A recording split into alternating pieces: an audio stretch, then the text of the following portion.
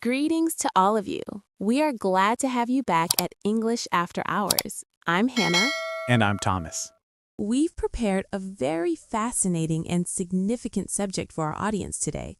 Our discussion will center on emotions. Indeed, emotions. They're universal experiences, aren't they? Joy, sorrow, anticipation, we feel them all. Mastering the ability to discuss these in English is a wonderful milestone in your linguistic development. It truly is. Before we start, I want to give a brief, warm reminder to our viewers and listeners. Please share this episode with any friends studying English. Make sure to subscribe to Our channel if you haven't yet, and please click that like button. It's a huge support for us, and we truly enjoy reading your feedback. Tell us your thoughts. All right, Thomas, let's begin by exploring why discussing our emotions is vital. At times, it might seem somewhat challenging, wouldn't you agree? Yes, that's true. However, it's highly beneficial for us, Hannah. Sharing our feelings supports our psychological well-being. It acts as a release for what we're holding within. Precisely. Bottling things up isn't healthy. Furthermore, articulating our emotions improves our ability to communicate. It allows others to understand us more clearly. That's correct. If I'm experiencing joy and I mention, Hannah, I'm very happy today, you gain a better understanding of my state. It also strengthens our bonds with family and friends. Absolutely. If I'm feeling slightly downcast and inform a friend, I'm feeling unhappy today, they might respond with, I'm sorry to hear that. Is there anything I can do? This creates a deeper connection. It functions as a small bridge between individuals. That's an excellent description, Hannah. So, conversing about our feelings benefits our mental state, our mutual understanding, and our social ties. Incredible. Yes, it is. Now, for those of you studying English, let's review some fundamental vocabulary for emotions. These are terms you'll encounter daily. Certainly. Let's begin with the simple ones. The term everyone's familiar with is happy. Right. When there's a smile on your face or you're laughing, you're happy. For instance, at this moment, I'm happy to be conversing with you, Thomas. I feel the same, Hannah. Next, we have sad. You feel this way when you cry or when you're feeling a bit down. Oh, yeah. Like when it rains all day and you want to go outside, you might feel a bit sad, right? Right. And then there's angry. This is how you feel when you're hot and maybe you want to shout a little. Like when you miss the bus, you might feel a little angry. Oh yes, that's a good one. And what about tired? This is how you feel when you want to sleep. I feel tired sometimes after a long day of talking on podcasts. Just kidding. But seriously, after a long day, you do feel tired. Good one. Then there's excited. When something good is going to happen, like before a holiday trip, you feel so excited. Yay! Exactly. And scared. When something makes you feel a bit afraid, like watching a spooky movie, you might feel scared. Ah, or when you hear a strange noise at night. And finally, for our basic list, nervous. This is how you feel when you have a big test or you have to speak in front of people. I remember feeling nervous before my first podcast, but now I feel happy. See? Practice makes perfect. Now, a very important tip for our listeners, the difference between I feel and I am. Oh yes, this is very useful.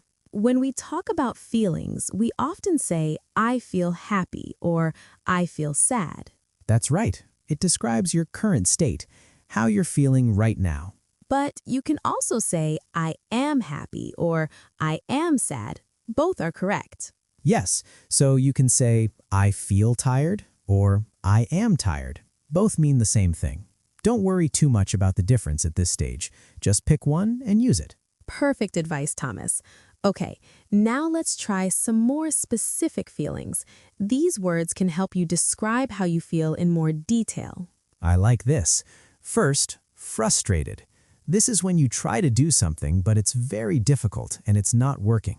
Yes, like when you try to put together some furniture and the instructions are unclear, you might feel very frustrated. Exactly. And overwhelmed. This is when you have too much to do, too many things on your mind, and you feel like you can't manage it all. Oh, that's a common one for students, right? Too much homework, too many tests. You might feel overwhelmed. It's just too much. Exactly. And anxious. This is similar to nervous, but maybe a bit stronger. It's when you worry a lot about something, maybe something that hasn't happened yet, like before a very important job interview. You might feel very anxious about it. Your stomach might feel a bit funny. Yes, and proud. This is a good feeling. When you do something well or someone you love does something well, you feel proud. Like when you finish a big project, you feel so proud of your work. Yay, I did it. Or when your child learns to ride a bike, you feel so proud. Aw, that's a lovely feeling. And lonely. This is when you feel alone. Even if there are people around, you just wish you had someone to talk to. Yes, sometimes we all feel a little lonely. It's okay to feel that way. Absolutely. Then we have confident.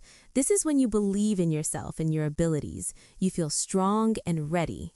Like when you know the answer in class and you feel confident enough to raise your hand. Yes. And finally, for this section, disappointed. This is when something you hoped for doesn't happen and you feel a bit sad because of it. Oh, like when your favorite team loses the game. You feel very disappointed. Yes, that's a good example. Now let's talk about how to describe how strong a feeling is. We can say a bit sad or completely devastated. This is super useful. A bit sad means a little sad, like if your ice cream falls on the ground. Oh no, so sad. But completely devastated means very, very sad, like if you lose something very important to you. Exactly. Or a little bit nervous versus extremely anxious. Extremely means very, very much. So you can add words like a bit, a little, very, really, completely, or extremely to show how strong your feeling is. It adds more color to your sentences. Fantastic. Now let's have some fun with English idioms. These are phrases where the meaning isn't always clear from the individual words, but they're very common. I love idioms. They make English sound so natural. The first one is, I'm on cloud nine. Cloud nine. This means you're extremely happy, like you're floating in the sky. For example, my vacation starts tomorrow, I'm on cloud nine. That's a great feeling. Then, I'm feeling under the weather. This one means you're feeling a bit sick, not completely well, like you have a cold. I can't come to the party tonight, I'm feeling under the weather. Yes, it's a nice way to say you're not feeling well without being too specific. Next, he's walking on eggshells. Oh, this one is interesting. If someone is walking on eggshells, it means they're being very careful not to upset someone because that person is easily angered or sensitive. It's like you have to be very careful with what you say. Yes, like fragile eggs. You don't want to break them. And finally, it broke my heart. This means something made you very, very sad or deeply disappointed. Like when my dog ran away, it broke my heart. Oh, that's so sad, Hannah. These idioms are really fun, but they take a little practice to remember. They do, but hearing them and using them will make them stick. So we've talked about how to say how we feel. Now, how do we ask others how they're feeling? It shows you care. A simple one is, how are you? But sometimes people just say, I'm fine. If you want to know more, you can ask, how are you really feeling? That's a good one. It shows you're truly interested. Or if someone looks a little sad, you can ask, do you want to talk about it? Perfect. It gives them a chance to share, but they don't have to if they don't want to. It's an open door. And another one, if someone seems deep in thought or worried, you can say, is something on your mind? I like that one, Thomas. Is something on your mind means, are you thinking about something difficult or are you worried? These are very gentle ways to ask. These questions are so helpful for connecting with people. And after someone shares their feelings, how do we respond? We want to be kind and understanding. We call this empathy. Yes, empathy means understanding and sharing the feelings of another person. So if someone tells you they're sad, you can say, that must be really hard. That must be really hard. It shows you understand that their situation is difficult, or I understand how you feel. Yes, it means you can relate even if you haven't been in the exact same situation. Another good one is, I'm here for you. I'm here for you. This is so powerful. It means I'll support you. You're not alone. And a simple but very important one, thanks for sharing that with me. Yes, when someone shares their feelings, it's a big step. So saying, thanks for sharing that with me, shows appreciation and trust. It encourages them to share again in the future. These phrases really help build strong relationships. Okay, Thomas, let's imagine some real-life situations and how we can use our new feelings vocabulary. Great idea. Let's say you had a really bad day at work. How would you describe your feelings? After a bad day at work, I might say, I'm feeling tired and a bit frustrated today. The computer was slow and I had too many meetings. Good one. Or, I'm feeling a bit overwhelmed after all that work today. Perfect. Now, what about describing excitement before a trip or a big event? Oh, that's easy. I'm so excited for my vacation next week. I can't wait. Or, I'm on cloud 9 about the concert tomorrow. Love it. And what if you want to express sadness after a breakup or a disappointment? This can be difficult, but it's important to talk about. Yes, it is. You might say, I'm very sad about the breakup. It broke my heart. Or, I'm really disappointed that the project didn't work out. These examples show how we can use different words to match the situation. It makes your English sound much more natural. Exactly. Practice these in your head or even out loud. Now, let's talk about feelings at work. Sometimes it's hard to talk about stress in a professional way. It is, but it's also important for our well-being. If you're feeling too much pressure, you can say, I'm feeling a bit burnt out. Ah, burned out means you're extremely tired and stressed from too much work, like a candle that has burned completely down. Yes, and if you need a break, you can say, I need a mental break. A mental break means you need a short time away from work or thinking just to relax your mind.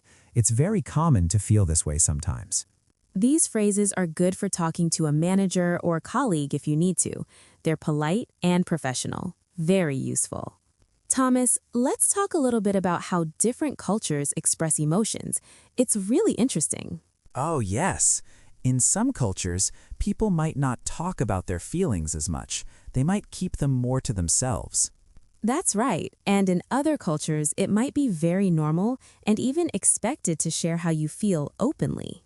Sometimes, English can feel a bit more direct or open when talking about feelings compared to some other languages. Yes, exactly. In English-speaking cultures, it's often seen as a good thing to be able to express your feelings clearly. It shows honesty and helps build trust. So when you're learning English, you're also learning a little bit about the culture that goes with the language. It's part of the journey. Exactly. Don't be shy to try expressing yourself. It's a skill, just like learning grammar.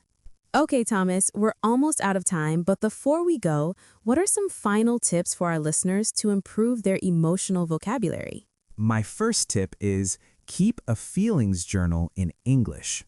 I love that. Every day, write down how you feel. Today, I feel happy because, or today, I feel a bit tired because. Yes, it helps you practice using the words. And my second tip is practice describing your day using emotional language. So instead of just saying, my day was good, try to say, my day was a bit stressful at first, but then I felt very proud of my work. Exactly. The more you practice, the easier it becomes. Don't be afraid to make mistakes. That's how we learn. That's fantastic advice, Thomas. And remember, everyone, talking about your feelings is a journey, both in English and in life. Be patient with yourself. Absolutely. And we're so proud of all of you for learning and growing with us. And a big thank you to all of you for listening to us today on our channel. We hope you enjoyed it. Don't forget to subscribe to our channel so you don't miss our next episodes. Yes, and please share this episode with your friends and family who are also learning English. And we have a question for you. Please leave a comment below and tell us, how are you feeling today? See you next time, everyone. Bye for now.